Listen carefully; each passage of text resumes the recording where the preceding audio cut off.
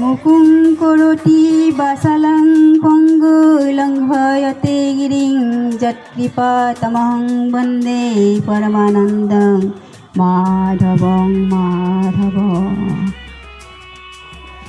আজিৰ এই শুভ মুহূৰ্তত উপস্থিত হোৱা মোৰ শ্ৰদ্ধাৰ প্ৰধান শিক্ষক মহোদয়,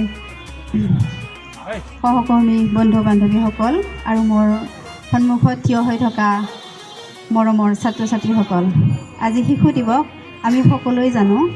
গতিকে সকলো বিদ্যালয়তে হওক বা যিকোনো অনুষ্ঠানতে হওক সকলোৱে আজি পণ্ডিত জৱাহৰলাল নেহৰুৰ জন্মদিন 14 নৱেম্বৰ এই তাৰিখটো সকলোৱে পালন কৰিব।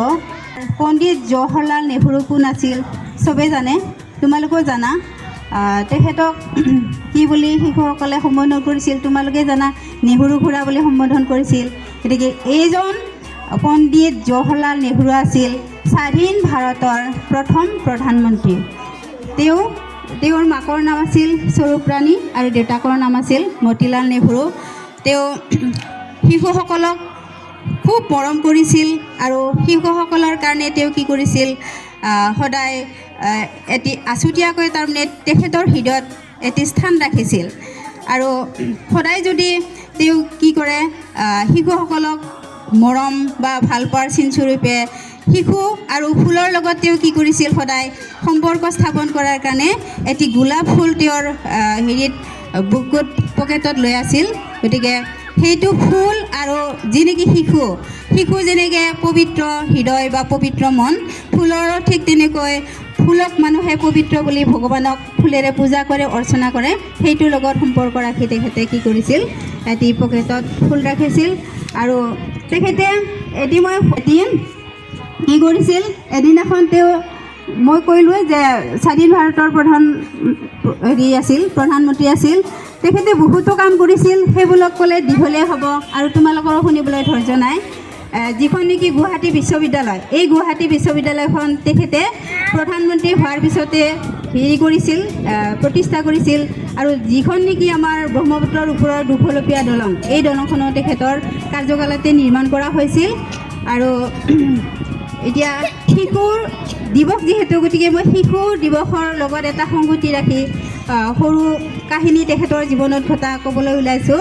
তেখেতে যেতিয়া নেকি দিল্লীত প্ৰধানমন্ত্ৰী হিচাপে তেওঁ কাৰ্যকাল কৰি আছিল, সেই সময়ত এদিনাখন হেনো তেখেতে কি কৰি আছিল, তেখেতৰ সচিবৰ লগত গৈ আছিল। তেতিয়া ৰাস্তাৰ ওচৰতে এডাল জাম গছ দেখিলে আৰু জাম গছ তলত ইমান মানে ঠকাঠকি জাম গছবিলাকত জাম লাগি আছিল, জামখিনি পকি আছিল।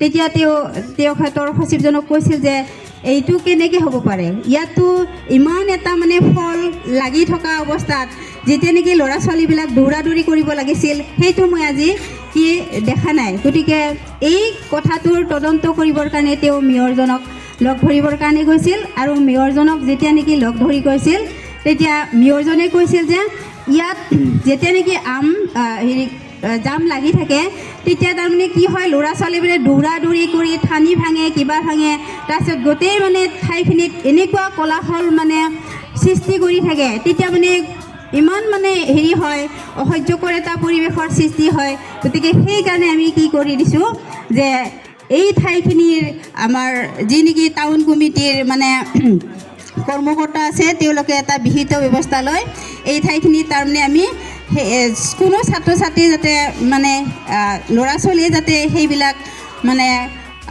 তেখেতৰ মতে মানে অপ্ৰীতিকৰে আছিল আৰু অপ্ৰীতিকৰ কাৰ্য মানে নকৰে, তাৰ কাৰণে আমি এইখিনি ঠাই মানে সংৰক্ষিত কৰি ৰাখিছোঁ বুলি ক'লে। তাৰপিছত আমাৰ পণ্ডিত জৱাহৰলাল নেহৰুৱে কি কৰিলে যে সেই কথাটোৰ কাৰণে তেখেতক দোষাৰোপ কৰিলে আৰু সেইটোৰ কাৰণে আৰু যদি ভৱিষ্যতে তেনেকুৱা ব্যৱস্থা কৰে তেতিয়াহ'লে জগৰীয়া হ'ব বুলি সেইদিনাখনৰ পৰা সেই যিটো নেকি ব্যৱস্থা আছিল সেই ব্যৱস্থাটো কি কৰিলে সেইদিনাখনৰ পৰা বাতিল কৰিলে।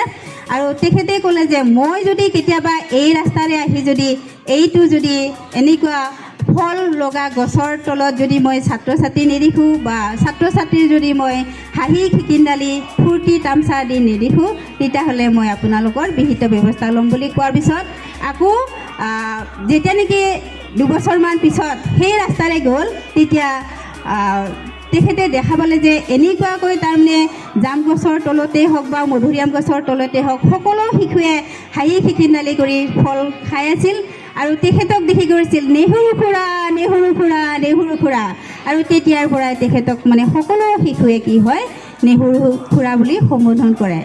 মইনাহঁত মই বেছি নকওঁ, ছাৰ বাইদেউসকলে মোতকৈ বহুত জানে আৰু মোৰ ভাষণ কোৱাৰো বেছি নাই। গতিকে মই আজি সকলোকে শিশু দিৱসৰ শুভেচ্ছা জনালোঁ।